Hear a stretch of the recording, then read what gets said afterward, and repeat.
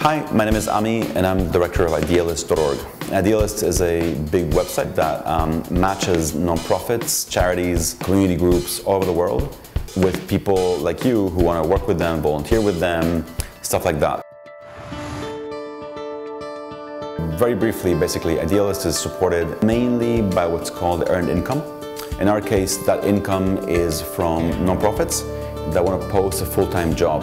And so what happened 2 years ago when the big financial crisis hit, we, within a week, basically in September of 2008, lost almost half of our ongoing income. So in that sense, it was a pretty big crisis. I sort of thought to myself, I'm not giving up without trying sort of one last thing. I sat down, I wrote a very open and very transparent email to all of our users who know Idealist, and we've never really asked them in this way. And I knew that I could really have only one chance at this. I mean, the subject line of the email was, help me save Idealist.org.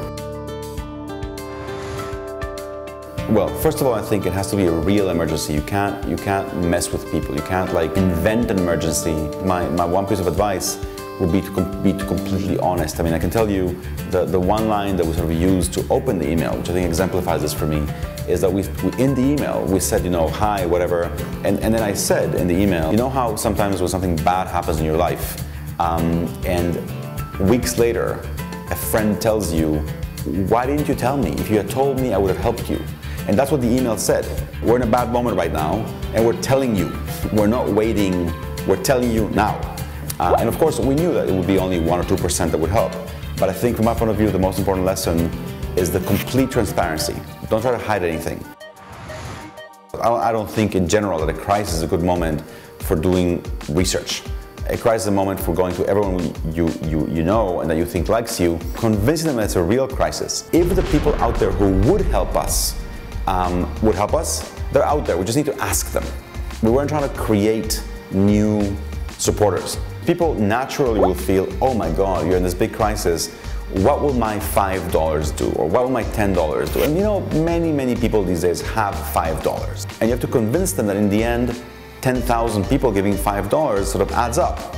And if every one of them will think that, then you won't get anything. But if all of them help you, then actually you get something. So I think A is to really make the point, seriously, that no amount is too small. Second is to say, well, really, if you don't have anything, you can at least help get the word out. Testing an email is one of the easiest things to do. If you have a list of 1,000 people, sending the email to 10 of them and saying, what do you think? Hey, you know, hi John, this email will go out tomorrow to our whole list. Before we send it out, any suggestions, anything bugs you, anything you do differently? We have learned that the response to that kind of personalized feedback request is huge. Half the people respond with all kinds of anything from like, oh, change this word, to like, they'll completely rewrite it for you and they think they can do it better, fine. And then you fix it, you change the sentence, or you send it out until you're happy. I think you should never use a crisis to ask for money for something else, and be responsive. If you write people and they write you back, reply. Treat them like human beings, not just like, another number on a list or just a piece of text. I think for me, personally, it's a golden rule, is treating other people you want to be treated. In this case, treat other people's email box the way you want your mailbox to be treated. You don't like to be spammed.